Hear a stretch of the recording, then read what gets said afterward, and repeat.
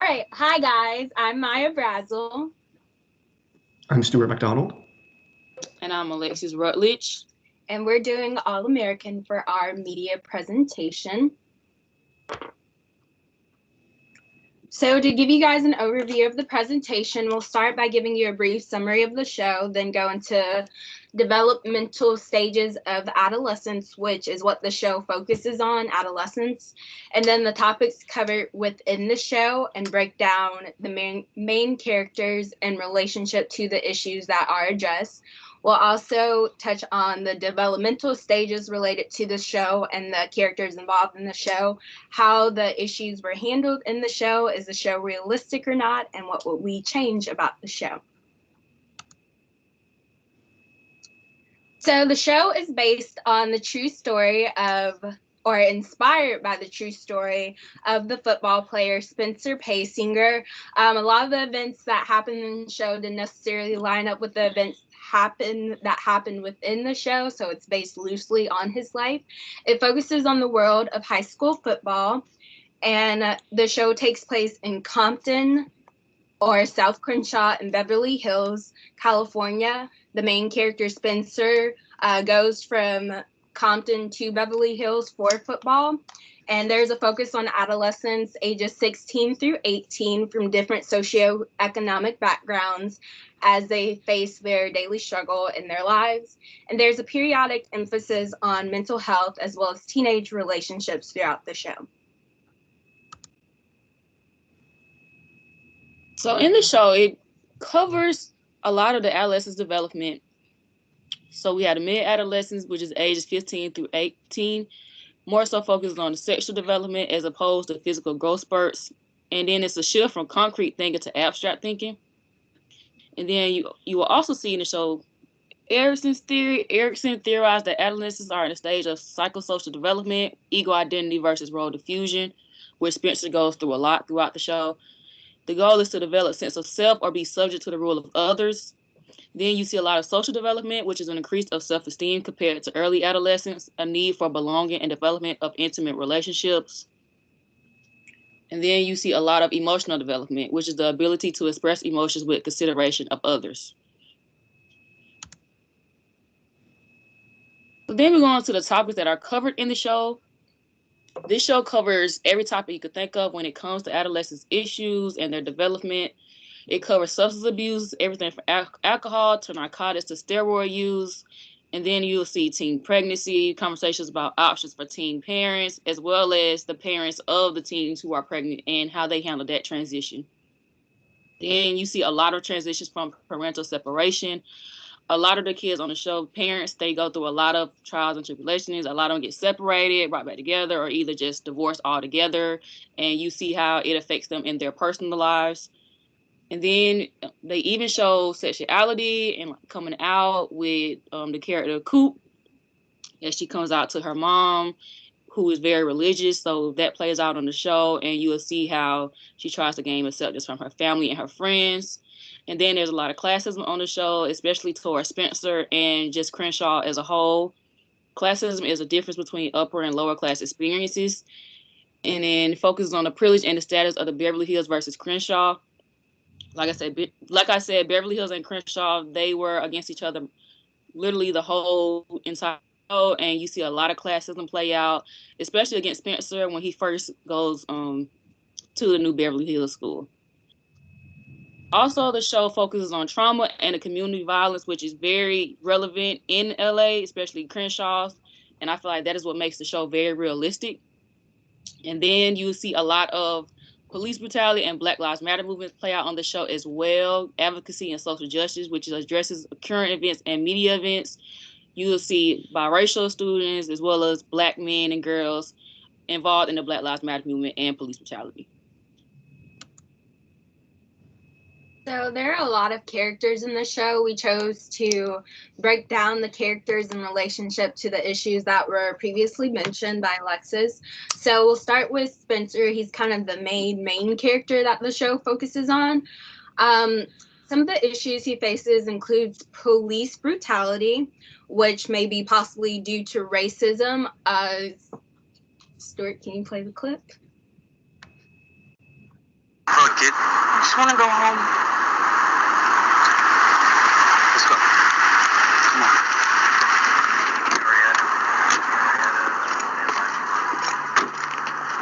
Come on. We need to see some ID. May I ask why? According to the owner of Buncho's, a person fit your description was loitering and causing disorderly conduct. Loitering. You don't have to answer their questions, Spence. I've already committed their names and badge number to memory, officers Wright and Whitner. A lot of gangs congregate in this area. Are you in one? Go stand next to Jordan, Dick. Go on.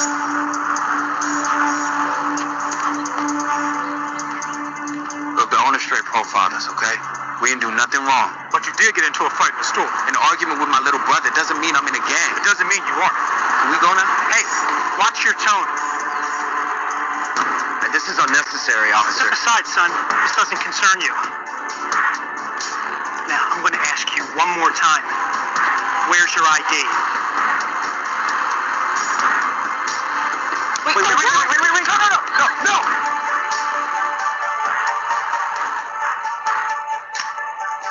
Don't run. You hear me? You don't ever run.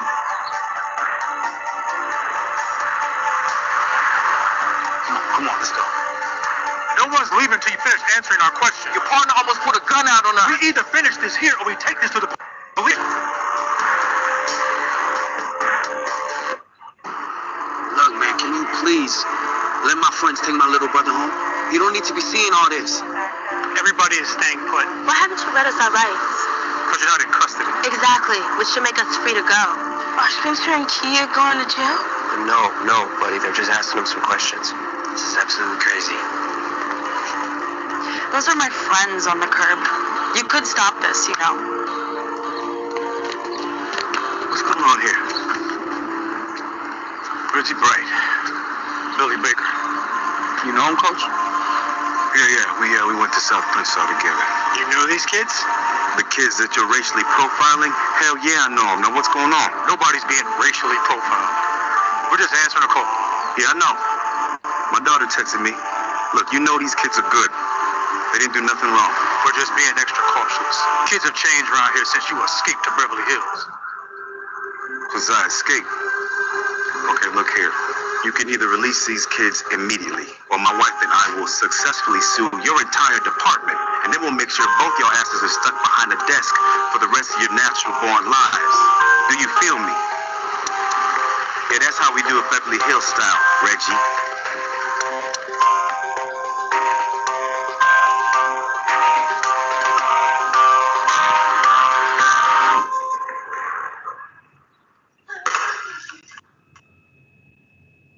So from that clip, we can see how, even though we don't get the whole context of the situation, the summation of that clip was it seems to be that the kids were targeted because of the neighborhood they were in, Crenshaw, and their race, obviously. So the characters have to deal with that a lot throughout the series, as well as that leads into social justice and the Black Lives Matter movement. So the show is based in current times, so it's meant to address the issues that are currently going on in the world. Some of the characters choose to get involved in the Black Lives Matter movement, and we see how the other characters react to that and them finding their voice. There's also community violence. Spencer deals with community violence. He doesn't come from the best neighborhood in Crenshaw. There's a lot of gang violence and just community violence going on. He's actually a victim of a shooting, and we see how that plays out in the second or third season, I believe. He has to process the trauma related to being shot. He also deals with grief, processing losing his father. He didn't have a close relationship with his father. His father left early in his childhood, probably around 9 or 10, and he comes back into his life in the later years once his father realizes he's sick and he doesn't have much time left with him. As they start to rebuild their relationship, Spencer ends up losing him. His father passes away, and it's difficult for him to know how to feel because he didn't have the relationship with him. He kind of felt abandoned, but also at the same time, he was his father, and he was the one connection he had to football and all those things. And throughout the series, Spencer, as well as all the other characters, deal with classism. As Alexis mentioned, Spencer has to move from Crenshaw to Beverly Hills, so that's a class difference. The kids in Beverly Hills have nice cars, their parents live in big houses, they reap the benefits of their parents' success, but Spencer has to deal with different issues when he goes home. He deals with the community violence, wondering if he's safe or not. So that gets played out, and we see how the characters deal with that. Spencer, particularly, how he's in the middle of both worlds.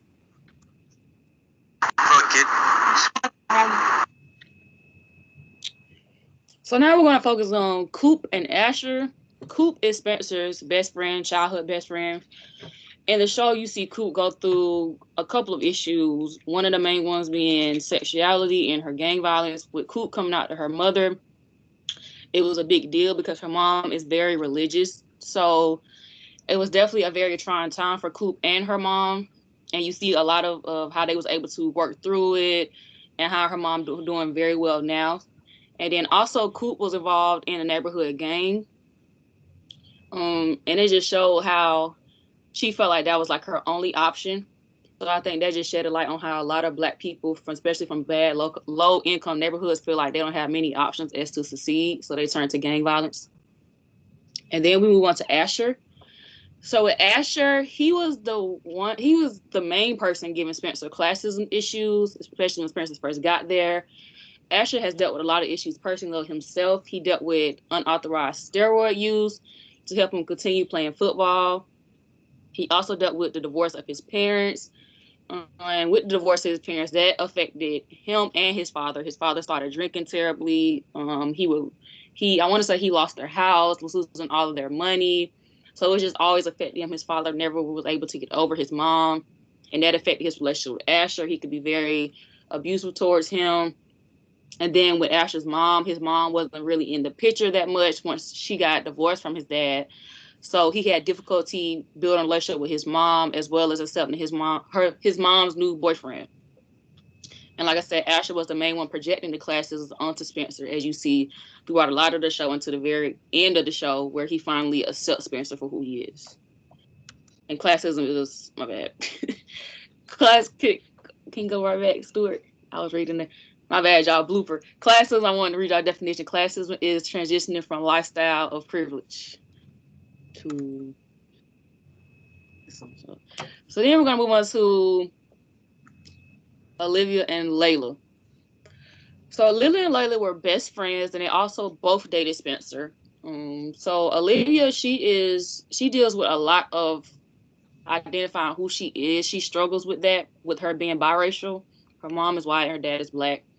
And she really starts struggling with it once the Black Lives Matter movement starts happening in Crenshaw and in the LA area. And she starts really trying to identify who she really is. And she struggles with that a lot. She also really, really struggled with substance abuse. She had a narcotics addiction and underage alcoholism. She went off to rehab, and they thought they were going to have to send her off a second time. So I think it was very good that they played that out in light on how young people, no matter how they grow up, whether they grow up in good neighborhoods or bad, they could still be subject to addiction. So I thought that was very realistic and very good of them to help with the bad stigma of addiction. She got involved with the Black Lives Matter movement deeply. She started a podcast to talk about the current events that were going on and to bring lights to cases. Even though with her mom being a DA, her mom bumped heads a lot as well with her being a DA and her trying to be so involved in Black Lives Matter movement. So that was very interesting to watch. And she also struggles with depression throughout the whole entire show. Then we move on to her best friend, Layla. Layla had death for her mom. So she had a lot of difficulty with processing her grief, and she felt abandoned by her father. Her father was this big-time music producer, so he was literally never at home. So Layla had to handle all her issues on her own. Because of that, it led her to getting involved with underage alcohol use and just really abusing alcohol. She partaked in underage drinking as a coping mechanism to deal with the death of her mom and her dad just not being there. She felt very, very alone. She went through self-harm, depression, and also suicidal ideation. And then we have Jordan and Simone. Jordan and Simone were actually a couple on the show. And Jordan is Olivia's brother. So Jordan dealt with also parental separation. And because of that, he started making reckless decisions. He turns to drinking and cope with parental divorce as well. Jordan also dealt with teen pregnancy from his girlfriend Simone, as well as teen marriage. Simone was the one who dealt with teen pregnancy on the show. And it just showed how her family reacted towards that, and then how she had to go through with the adoption and the feelings of adoption that came with that. And then they show how Jordan and Simone got married at just a young age, and we was able to watch that play out into whether that works or not, with them just being so young and just rushing into it. So like I said, the characters on this show are just very, very relatable. And so next we're moving on to abstract thought and cognitive development as it's shown throughout the show. Within adolescence, especially at this point, we see a large shift from concrete to abstract thoughts, and characters throughout the show really demonstrate these thoughts. For instance, with Spencer, he eventually realizes his PTSD-like symptoms are due to his resentment of Coop, who he unconsciously blames, for himself getting shot. The two eventually have to come to terms with that and discuss their issues and shortcomings in person, as well as some more abstract ideas of like community that's touched on in Spencer's shift from Crenshaw to Beverly, and trying to come to terms with being in one community while living in a different one, and representing one space but being in a different space. And later on in season 3, he moves back home to serve his community, to help the school not get closed down, and work with the sports team to bring more attention to issues. So throughout season 3 especially, we see community is examined through football and status as it relates to representation of a community. And then Olivia exemplifies cognitive development within this age group as she focuses on racial injustice, as well as how her community is impacted throughout the show. And then examining social and emotional development, the show places an emphasis on cross-gender friendships and how they differ from romantic relationships. As Alexis mentioned earlier, Spencer has romantic interest with 2 female friends and then realizes that they're better off as just being friends. And from there, we see very healthy and open discussions of emotions within cross-gender female friendships, as well as same-gender relationships. Within adolescence, intimate friendships typically increase as you begin to disclose more and have more open discussions about emotions. And the show exemplifies this due to focusing on compatibility as opposed to proximity. Even when Spencer moved from one school to another, he kept in touch with the people at the previous community. Throughout the show, characters lament on what happens to their relationships as students move schools, as they change addresses and separate from parents, or as they go and examine attending new colleges. Ultimately, characters are able to identify, understand, and express their emotions, both in isolation and with other characters. And this here demonstrates higher formal operational thinking within adolescent groups, as opposed to just reactionary emotional behavior that we see fairly often in early childhood.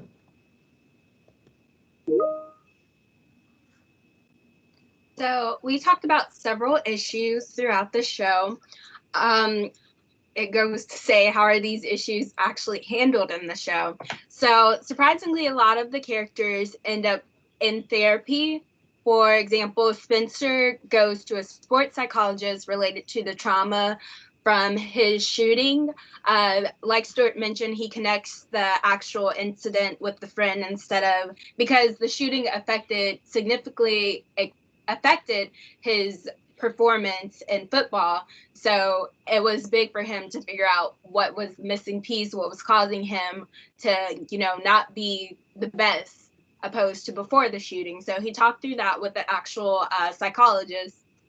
Layla checks herself into an inpatient facility after dealing with self-mutilation and cutting.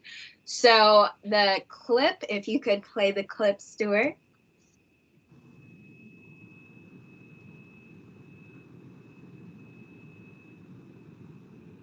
Thank you. Hey, thanks for coming.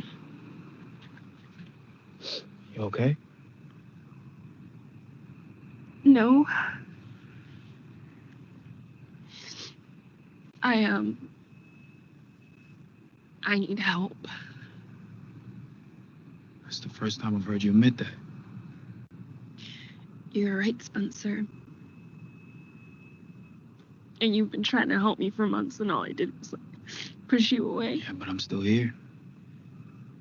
I'm still here.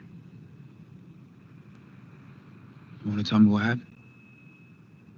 I guess I was trying to make a point about my mom's accident, and I was gonna break. Yeah, and you did. Yeah, but there was like a moment where I hesitated.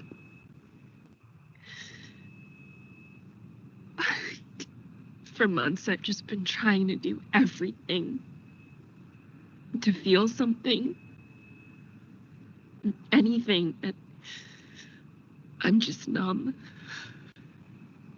Maybe it's because that's what happened with your mom. And you not dealing with that probably snowballed into you not dealing with a lot of things. I'm gonna need help to get through this. And you're right, it's the first time I'm admitting that. I just know my own thoughts tonight scared me. Hey, come here. I got you. It's okay. It's okay. It's okay. So the clip shows how she's taking the initiative to admit, she needs help and she feels alone, basically. And that kind of goes into the last point where, her parents aren't there for her due to her mother dying and her father being a music producer. So she has to lean on the support of her friends and others in her life, opposed to actually family members or her parents, to take the steps to get the help she needs. The other character, Olivia, attends Narcotics Anonymous. She checks herself, she goes to rehab, and she has a sponsor related to Narcotics Anonymous that she frequently contacts throughout the most recent season of the show. Olivia and Jordan also attend family therapy to deal with their parents' divorce or separation. So the family therapist, actually, it's more like a retreat where the family therapist was in their home or observed the home environment and saw how the interactions played out. But it was interesting because a lot of the focus on the therapy wasn't based on interventions like we've learned about thus far in the class. It was more so conversational. It was very brief. There wasn't whole episodes dedicated to the therapy itself or what takes place during the Narcotics Anonymous meeting or anything like that. So next slide. So from here, with all this information, we wanted to examine, was the show's depictions of teenage struggles realistic? And we came to the conclusion that All American is somewhat realistic. The show addresses several possible situations, such as family dysfunction, drug misuse, or other personal issues that most adolescents end up going through in one way or another. And many viewers may be dealing with these things in real life and be able to see segments of themselves within the characters displayed on screen. The show also explored the lives of people from different socioeconomic status within the Beverly Hills and Crenshaw area, as well as focusing on issues of classism and racism. It is often difficult to find a show that represents a majority of adolescent issues with all the things we've discussed earlier. One of the things that we were discussing as a group was that a lot of like singular characters have a lot of issues going on all at one time, and that's not seen with every single person in real life, but it's often easier to display that through TV so that more viewers have something to basically find themselves in. It is questionable if all teenagers go through this many issues without parental support or intervention from school professionals. And then out of all that, what would we change? So the TV show was obviously meant for entertainment. Elements of it have to be entertaining, and it succeeds.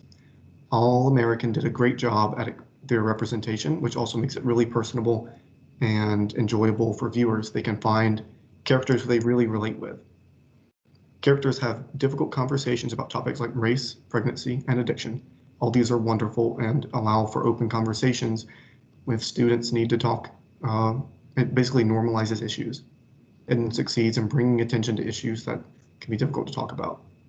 The show may promote conversation about things going on in the lives of teenagers that parents and teenagers or teenagers and their friends might not otherwise be comfortable talking about. And there are our references. And this concludes our presentation. So feel free to reach out to any of us if you have any questions about the show or the topics we covered in the show, or if you have any problems viewing the presentation, which you won't because you'll see this part. But just let us know either way. Thanks for watching. Bye.